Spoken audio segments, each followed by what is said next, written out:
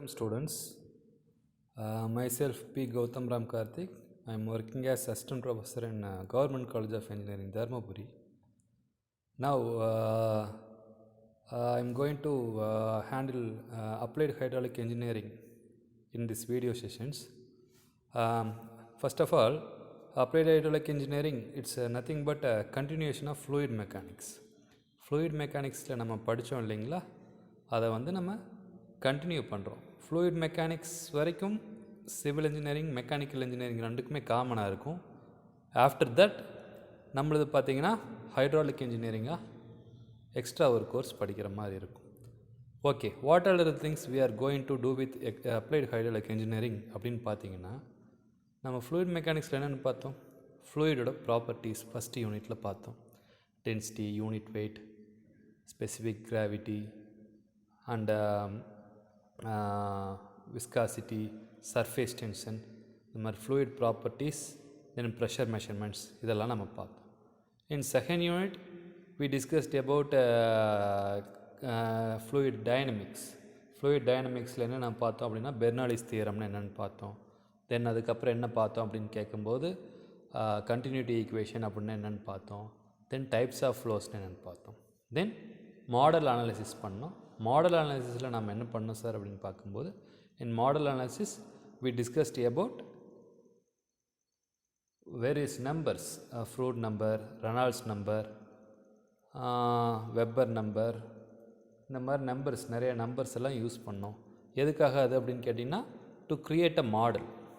ப்ரோட்டோடைப்னு என்னென்னு பார்த்தோம், மாடல் என்னென்னு பார்த்தோம், அதெல்லாம் வந்து பார்த்தோம். தென் ஃப்ளோ த்ரூ பைப்ஸ் அப்படின்னு ஒரு யூனிட் பார்த்தோம். That means we already discussed about flow through pipes.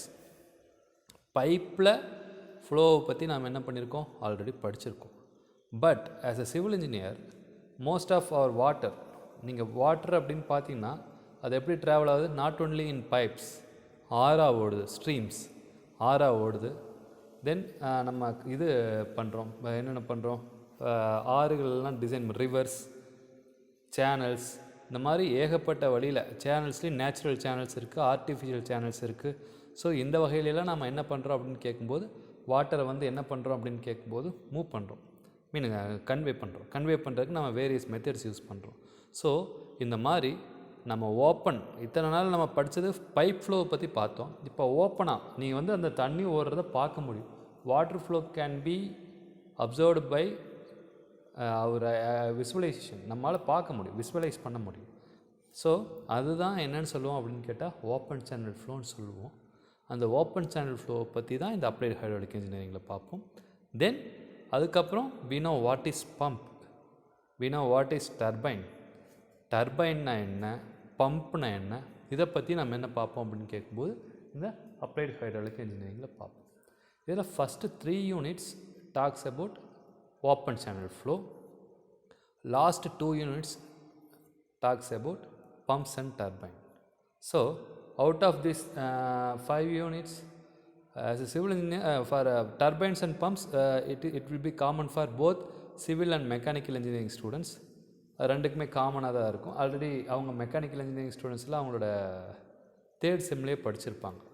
But remaining things இருக்குது இல்லைங்களா, ஓப்பன் சேனல் ஃப்ளோ, அது இனிமேல் தான் நீங்கள் வந்து படிக்க போகிறீங்க. அது கூட வந்து சேர்ந்து பம்ப்ஸ் அண்ட் டர்பைன்ஸ் பற்றி பார்க்க போகிறோம். Okay, next will discuss about open channel flow. Okay, first நான் வந்து எந்த ரெஃபரன்ஸ் புக் யூஸ் பண்ணுறேன் அப்படிங்கிறத நம்ம பார்த்துக்கணும். ஃபஸ்ட்டு டெக்ஸ்ட் புக்கே என்ன யூஸ் பண்ணுறேன்னா, a text book of fluid mechanics and hydraulic machines, doctor RK Bansal, Lakshmi publications. இந்த புக்கு தான் வந்து உங்களுக்கு மேக்ஸிமம் எக்ஸாம்ஸ், செமஸ்டர் எக்ஸாம்ஸ்லேயும் உங்களுக்கு கொஸ்டின்ஸ் எல்லாம் பார்த்தீங்கன்னா இந்த புக்ஸில் இருந்தால் மேக்ஸிமம் ரிப்பீட் பண்ணுவாங்க. Then flow in open channel by Subramanya, Tata McGraw Hill publication. மேலே இருக்கிற ஆர்கே பன்சால் வந்து it's Lakshmi publication, Subramanya is Tata McGraw Hill TMH publications. So you can refer these 2 books. Other than these 2 books, there are so many books are referred in your syllabus curriculum. Okay, you may refer that books also, but for basics and easy understanding, you may refer Bansal book. Okay. What is open channel flow? First open channel ஃப்ளோன்னு என்னென்னு பார்க்கலாம். நீங்கள் நார்மலாக தண்ணி ஓடுது இல்லையா, நீங்கள் பார்த்துருப்பீங்களா ஆறில் ஓடுது இல்லையா தண்ணி, அதுதான் வந்து என்னென்னா ஓப்பன் சேனல் ஃப்ளோ. சரி, ஓப்பன் சேனல் ஃப்ளோன்னு என்னென்னு பார்த்துடலாம். ஸோ ஃபஸ்ட்டு அதை எப்படி டிஃபைன் பண்ணுறது? நீ பார்ப்ப மேலே தண்ணி ஓடுறது தெரியும் இல்லையா. So it has free surface subjected only to atmospheric pressure. அதுக்கு என்ன மீனிங் அப்படின்னு கேட்டிங்கன்னா, நீங்கள் பார்த்துருப்பீங்க ஓப்பன் சேனல் ஃப்ளோ ஆறு ஓடுது, ஆறுக்கு மேலே என்ன ப்ரெஷர் இருக்கும்? ஆறு தண்ணி ஓடுது, அதனுடைய டாப் லேயருக்கு மேலே என்ன ப்ரெஷர் இருக்கும்? நம்ம நார்மல் காற்று தான் இருக்கும். ஸோ அது அட்மாஸ்பியரிக் ப்ரெஷரில் தான் இருக்கும். நெக்ஸ்ட், தண்ணி எதனால் ஓப்பன் சேனலில் ஓடுன்னு தெரியணும். பைப்பில் ஓடுதுன்னா அது வேறு, பம்பு போட்டு ப்ரெஷர் பண்ணுவோம். நம்ம தேவைன்னா ப்ரெஷர் எனர்ஜி ப்ரெஷரை அப்ளை பண்ணி கூட வாட்டரை வந்து மூவ் பண்ணுவோம். பட் ஓப்பன் சேனல் ஃப்ளோங்கிறது ஆறு ஓடுது, ஆறு ஓடுறதுக்கோ இல்லை ஒரு வாய்க்கால் ஓடுறதுக்கோ யாராவது பம்ப் வச்சு ப்ரெஸ் பண்ணி பார்த்துருக்கீங்களா? இல்லை, அது நேச்சுரலாக ஓடுது. Due to what? Due to gravity. Okay, so அதனால தான் வந்து அது என்னென்னு சொல்லுவோம் அப்படின்னு கேட்டிங்கன்னா, referred as free surface flow or gravity flow. கிராவிட்டினால் ஓடக்கூடிய ஃப்ளோ, கூட கிராவிட்டினால தான் ஓப்பன் சேனல் ஃப்ளோவே நடக்கும். தென் இது கூட அதில் வந்து ஃப்ரீ சர்ஃபேஸ் இருக்கும். ஃப்ரீ சர்ஃபேஸ்னால் என்ன அர்த்தம் சார் அப்படின்னு கேட்டிங்கன்னா, தண்ணி வந்து என்ன ஆகும் அப்படின்னு கேட்கும்போது மேலே சர்ஃபேஸை வந்து உன்னால் பார்க்க முடியும். ஓகே, பைப் ஃப்ளோ வந்து நம்ம ஜென்ரலாக பைப் ஃப்ளோ நம்ம வீட்டில் ஓடுற தண்ணிக்கும் சாக்கடை பெரிய பெரிய ட்ரைனேஜஸ் எல்லாம் இருக்கு இல்லைங்களா, அதுக்கும் வித்தியாசம் இருக்குது. ஓகே, ஃபார் எக்ஸாம்பிள் நம்ம வீட்டில் ஓடுற தண்ணியை ஓடிட்டுருக்கிற பைப்பை நீ கட் பண்ணி பார்த்தா அந்த பைப் ஃபுல்லாக தண்ணி போயிட்டுருக்கும். அதுதான் வந்து பைப் ஃப்ளோ வந்து ரன்னிங் ஃபுல் கண்டிஷன் வாங்க. Running full pipe, entire pipe is occupied with water. Pipe ஃபுல்லாக உனக்கு என்ன இருக்குன்னா வாட்டர் வந்து மூவ் ஆகிட்டுருக்கும். அதுக்கு பேர் தான் என்னென்னு சொல்லுவாங்க அப்படின்னு கேட்டிங்கன்னா பைப் ஃப்ளோ அப்படின்னு சொல்லுவாங்க. பைப் ஃப்ளோ ஒரு ஓடிட்டுருக்கிற பைப்பை நீ போய் கட் பண்ண அப்படின்னா அதில் தண்ணி வந்து நாம் நினைக்கிற மாதிரி பாதி பைப்பில் தண்ணி வராது, ஃபுல் பைப்லேயும் தண்ணி வரும். So that is called full. அதாவது பைப் வந்து pipe flow is nothing but என்ன அப்படின்னு கேட்டிங்கன்னா அதில் வந்து ஃபுல்லாக ரன்னிங் ஃபுல் கண்டிஷன் அப்படின்னு சொல்லுவாங்க. ஃபுல்லாக ரன் ஆகும் வாட்டர். அதே வந்து இந்த சினிமாஸ்லாம் பார்த்துருப்பீங்க, சில படங்கள் எல்லாம் இந்த ஹீரோஸோ இல்லை எல்லாம் பார்த்தீங்கன்னா 100 ட்ரைனேஜ்னால் உங்களுக்கு என்ன தெரியும் இல்லையா, பெரிய பெரிய சாக்கடை தொட்டி மாதிரி இருக்கும். அதுக்குள்ளே எல்லாம் சண்டை போடுற மாதிரி, அதுக்குள்ளே நடந்து போகிற மாதிரிலாம் இருக்கும். அதில் பார்த்தீங்கன்னா ஃபுல்லாக தண்ணி போகாது, நெஞ்சளவுக்கு தான் தண்ணி போகும். அந்த பைப்பில் பாதி தண்ணி போகும், இல்லை கால்வாசி தண்ணி போகும், அந்த மாதிரி தான் இருக்கும். ஸோ அதுவும் அதுவும் பைப் தான். ஆனால் அந்த பைப்பில் தண்ணி என்ன ஆகலை, ஃபுல்லாக ஓடலை. அப்போது நீ பார்த்தீங்கன்னா தெரியும், நீ வந்து குடிக்கிற தண்ணிக்கு பம்ப் பண்ணுறதுக்கு என்ன வைப்பேன்னா பம்பு வைப்பேன், எல்லாம் வைப்பேன், ப்ரெஷர்லாம் அப்ளை பண்ணுவேன், எல்லாம் பண்ணுவேன். ஒரு சாக்கடை தண்ணிக்கு எங்கேயாவது நீங்கள் ப்ரெஷர் வச்சு பார்த்துருக்கீங்களா? ப்ரெஷர் வச்சு பம்ப் வச்செல்லாம் மூவ் பண்ண மாட்டாங்க.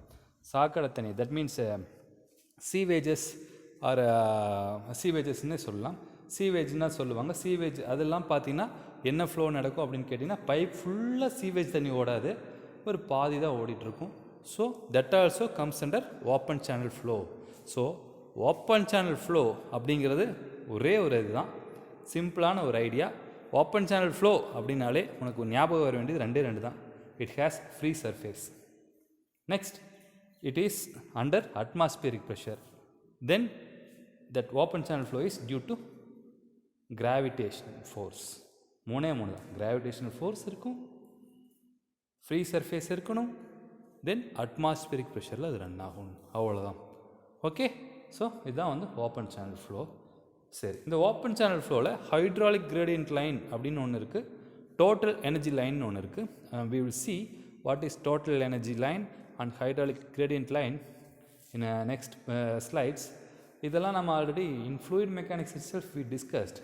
நீங்கள் ஃப்ளூயிட் மெக்கானிக்ஸை ரிவைஸ் பண்ணால் தெரியும். we will have 3 energies உங்களுக்கு தெரியும். கைனெட்டிக் எனர்ஜி இயக்க ஆற்றல், பொட்டென்ஷியல் எனர்ஜி நிலை ஆற்றல், தென் ப்ரெஷர் எனர்ஜி அழுத்த ஆற்றல். ஓகே, ஸோ இந்த மூணையும் ஆட் பண்ணால் டோட்டல் எனர்ஜி கிடைக்கும். அந்த total energy remains constant. That means nothing but Bernoulli's equation. Bernoulli's equation என்னென்னது? 3 head, velocity head v²/2g, v²/2g velocity head, then pressure head p/unit weight, pressure / unit weight, Then potential head is a potential head, nothing but height, h. So we will have three heads. Enna head? Potential head, pressure head, velocity head. Velocity head is nothing but v square by 2g. Pressure head is nothing but p divided by unit weight. Potential head is nothing but h. So pressure head na p by unit weight, velocity head na v square by 2g, then potential head na அந்த height, அந்த datum வந்து அது எவ்வளோ height. இந்த மூணையும் நீ add பண்ணால் constant. That is nothing but என்ன அப்படின்னு கேட்டிங்கன்னா டோட்டல் எனர்ஜி லைன். இந்த மூணையும் ஆட் பண்ணணும். Potential head, pressure head, velocity head. இந்த மூணையும் ஆட் பண்ணால் உனக்கு கிடைக்கிறதா உனக்கு என்ன அப்படின்னு கேட்டிங்கன்னா டோட்டல் எனர்ஜி லைன். சரி, வாட் இஸ் ஹைட்ராலிக் கிரேடியன்ட் அப்படின்னு கேட்டிங்கன்னா ப்ரெஷர் ஹெட்டை விட்டுட்டு ரிமைனிங் 2 ஹெட்ஸ் இருக்கு இல்லைங்களா, வெலாசிட்டி ஹெட்டும் எந்த ஹெட்டும், வெலாசிட்டி ஹெட்டும் பொட்டன்ஷியல் ஹெட். வெலாசிட்டி ஹெட்னா v square by 2g, potential ஹெட்னா டேட்டம்லேருந்து அது எவ்வளோ ஹைட் இருக்கோ அந்த ஹைட், அந்த ரெண்டையும் ஆட் பண்ணால் உனக்கு கிடைக்கிறதா உனக்கு என்னென்னா ஹைட்ராலிக் கிரேடியன்ட் லைன். ஸோ இங்கே வந்து ஓப்பன் சேனல் ஃப்ளோவில் ப்ரெஷரே இருக்காதுன்னு சொல்லிட்டேன். அப்போ ப்ரெஷர் ஹெட் 0 ஆயிரும். அதனால் ஹைட்ராலிக் கிரேடியன்ட் லைனும் டோட்டல் எனர்ஜி லைனும் என்ன ஆகும்னா கோயின்சைட் ஆகும் அப்படின்னு சொல்கிறாங்க. இதை பற்றி பின்னாடி டீட்டெயில்டாக நாம் டயக்ராம் வச்சு பார்க்கலாம். So what is open channel flow? Open channel ஃப்ளோக்கு 3 condition. It should have free surface, then it's subjected to atmospheric pressure, then flow is due to gravity. Okay, next types of flows. நம்ம ஃப்ளோஸோட types வந்து fluid மெக்கானிக்ஸில் already we discussed. Once again we revise now what are the types of flows. First type, steady flow and unsteady flow. என்ன sir study flow unsteady flow அப்படின்னு கேட்டால் ரொம்ப ஈஸியாக நம்ம சொல்லலாம். ஒரு பைப் நீ ஓப்பன் பண்ணுற, தண்ணி வந்துட்டுருக்கு, அது பாட்டுக்கு ஒரே மாதிரி வந்துச்சுன்னா பரவாயில்ல. திடீர்னு வருது, சக்குன்னு தண்ணி வருது, திடீர்னு நிற்குது, சக்குன்னு தண்ணி வருது, திடீர்னு நிற்குது, திடீர்னு தண்ணி வருது, திடீர்னு நிற்குது. அந்த மாதிரி மாறி மாறி வந்துச்சுன்னா அது அன்ஸ்டடி ஃப்ளோ. அதே வந்து ஒரே யூனிஃபார்மாக, யூனிஃபார்ம் மீன்ஸ் நாட் யூனிஃபார்ம்ங்கிற வேர்டு வேணால், வந்துகிட்டே இருந்துச்சுன்னா அது வந்து ஸ்டடி ஃப்ளோ. சிம்பிளாக சொல்ல போனால் டைமை பொறுத்து மாறுச்சுன்னா, with respect to time if it changes then that is called unsteady flow. டைமை பொறுத்து மாறாமல் ஒரே மாதிரி வந்துச்சுன்னா அதுதான் வந்து ஸ்டடி ஃப்ளோ. உதாரணத்துக்கு ஒரு பைப் இருக்குது, நீ வீட்டில் இருக்கக்கூடிய பைப்பு இப்போ இது தண்ணி தீர்ந்து போச்சு, இதில் மோட்டரில் தண்ணி தீர்ந்து போச்சு. இப்போ திறக்கிற தண்ணி வராது, உடனே நீ வந்து மோட்ரு போட்டு தண்ணி திறந்தேனாகும். ஃபஸ்ட்டு உடனே யூனிஃபார்ம் வராது, சக்குன்னு ஒரு ஏர் வரும், அதுக்கப்புறம் கொஞ்சம் சவுண்டு மாதிரி வரும், தென் அதுக்கப்புறம் வாட்ரு வரும், திடீர்னு காற்று வரும், திடீர்னு வாட்ரு வரும், திடீர்னு காற்று வரும். அதுக்கப்புறம் கொஞ்சம் நேரத்துக்கு அப்புறம் டேங்க் ஓரளவுக்கு நம்பினதுக்கப்புறம் வாட்ரு யூனிஃபார்மாக வரும், ஒரே மாதிரி வரும்.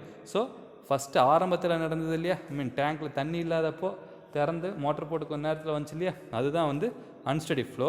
அதே வந்து ரொம்ப நேரம் கழித்து பார்த்தீங்கன்னா ஒரே மாதிரி யூனிஃபார்மாக வர ஆரம்பிச்சில்ல, அதுதான் வந்து ஸ்டடி ஃப்ளோ.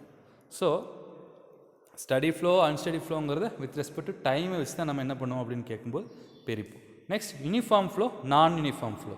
அது என்ன sir uniform flow non uniform ஃப்ளோனா with respect to space, distance. இப்போ உதாரணத்துக்கு காவேரி ரிவர் எடுத்துக்கோ, காவேரி ஆறு, ஓகே, இது ஈரோட்லேயும் ஓடுது, தஞ்சாவூர் வரைக்கும் ஓடுது, ஓகே சரி.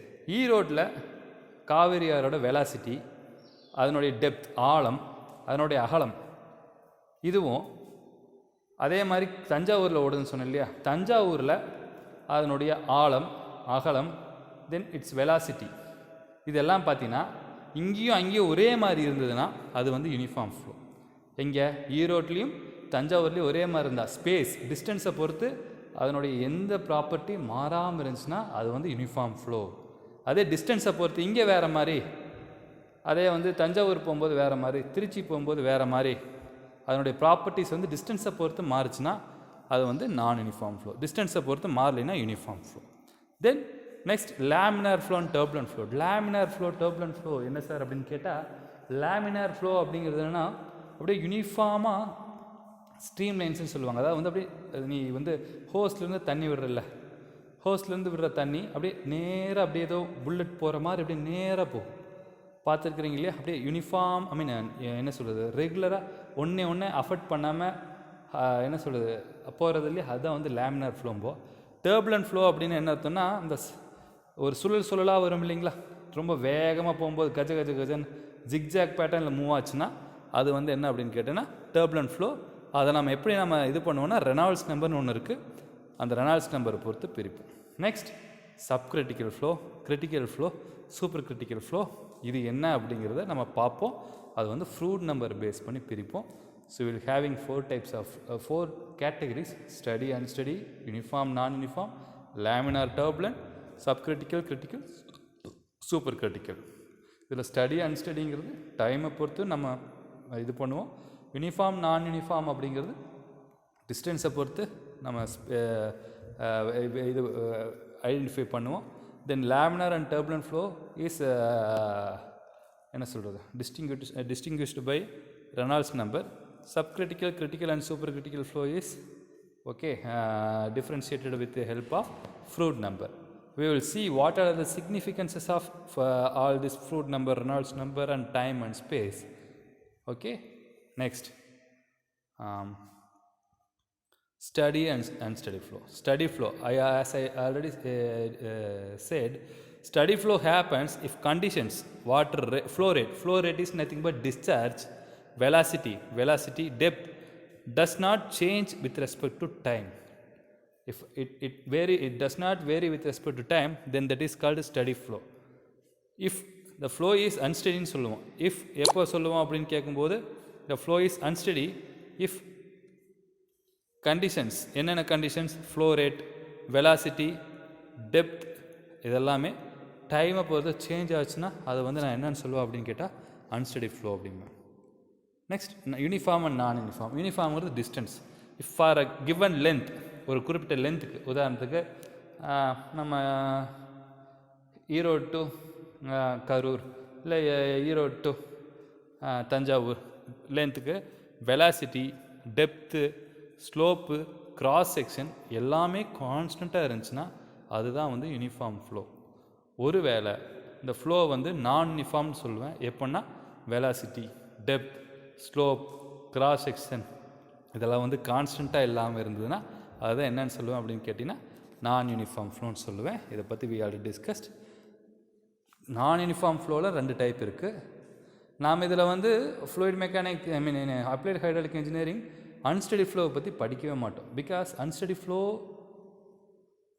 அப்படின்னு போகும்போது equations will become more rigorous and solving of unsteady flow equations are little difficult than steady flow. So in hydraulic engineering we will deal with steady flow. All flows are steady, and the assumption is a very most important assumption. But யூனிஃபார்மாக இருக்கணுங்கிற அவசியம் கிடையாது. Uniform ஃப்ளோன்னு ஒன்று இருக்குது. Uniform ஃப்ளோனா depth, velocity, cross section, slope இதெல்லாம் டிஸ்டன்ஸை பொறுத்து மாறலைன்னா அது வந்து யூனிஃபார்ம் ஃப்ளோ. ஒரே மாதிரி இருந்துச்சுன்னா அது யூனிஃபார்ம் ஃப்ளோ. அதே வேறு இடத்துல வேறு மாதிரி இருந்துச்சுன்னா நான் யூனிஃபார்ம் ஃப்ளோ. பட் ப்ராக்டிக்கலாக பார்க்கும்போது ஆல் ஃப்ளோஸ் ஆர் என்ன ஃப்ளோ தான், நான் யூனிஃபார்ம் ஃப்ளோ தான். ஏன் ஆறில் ஒவ்வொரு இடத்துல ஒவ்வொரு மாதிரி ஆழம் இருக்கும். எல்லா இடத்துலையும் ஒரே மாதிரி இருக்குமா? கிடையாது. ஆனால் in some cases artificial manmade channels, உதாரணத்துக்கு மனுஷனால் கட்டப்பட்ட காங்க்ரீட் போட்டு லைன் பண்ணப்பட்ட concrete lined channels also available. In that we can maintain uniform flow condition. Okay, சரி. இங்கே நான் யூனிஃபார்ம் ஃப்ளோவில் 2 டைப் இருக்குது. நான் யூனிஃபார்ம் ஃப்ளோன்னு உனக்கு தெரியும் என்னென்னது, டெப்த்து, அதுக்கப்புறம் கிராஸ் செக்ஷனு, அதுக்கப்புறம் வெலாசிட்டி இதெல்லாம் வந்து வேரி ஆகும். அது வந்து கிராஜுவலி வேரியிங் ஃப்ளோனா கிராஜுவலாக gradually varying flow. Rapidly varying ஃப்ளோனா டக்குன்னு நடந்ததுன்னா அது வந்து ரேப்பிட்லி வேரியிங் ஃப்ளோ.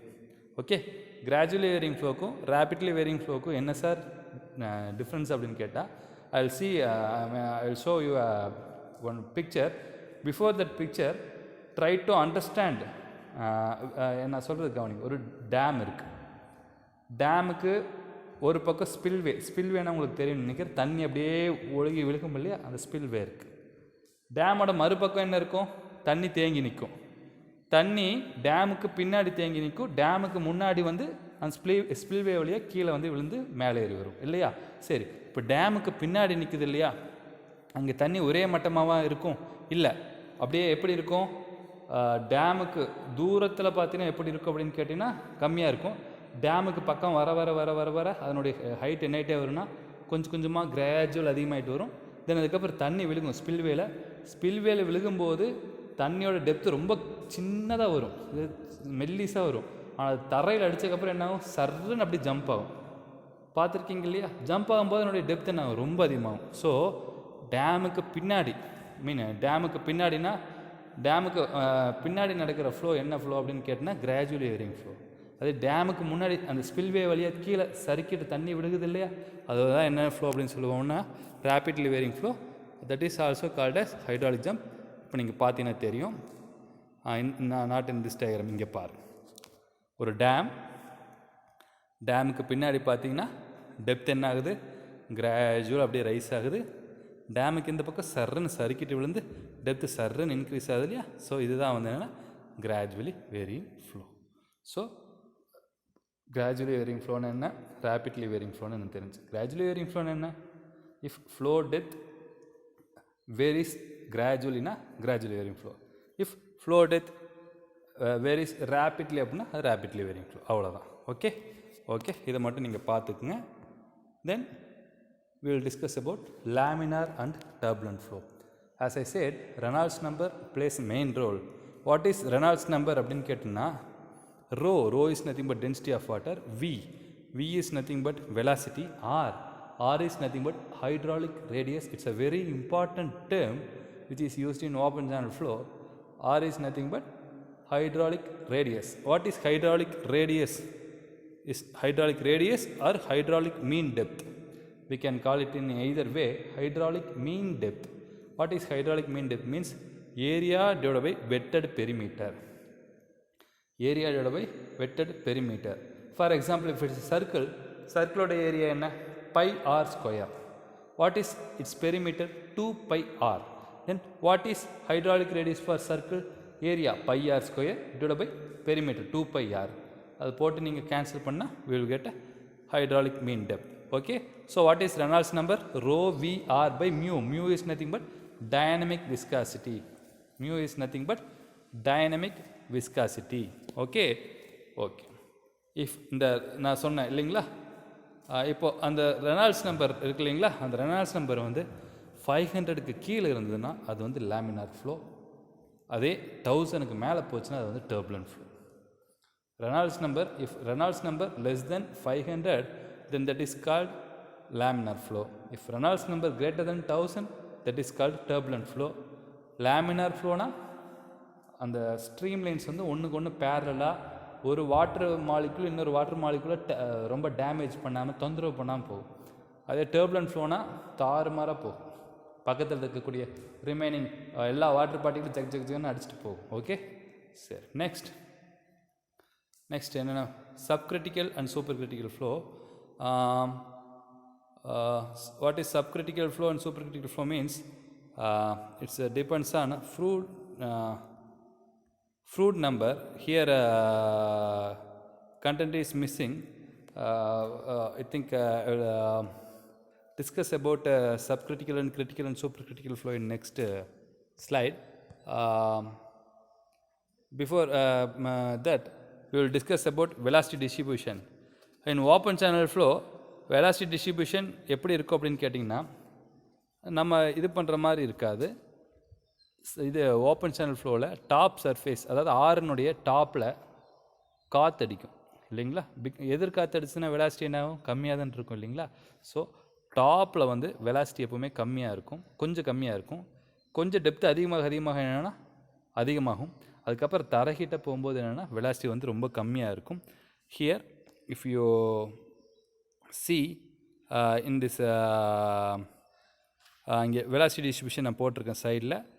வெலாசிட்டி வந்து எப்போவுமே எங்கே இருக்குன்னா மேக்ஸிமம் வெலாசிட்டி சர்ஃபேஸில் இருக்காது, சர்ஃபேஸ்க்கு கொஞ்சம் கீழே தான் இருக்கும். ஓகே, இதுதான் வெலாசிட்டி டிஸ்ட்ரிபியூஷன் இது. Okay, wait we will discuss about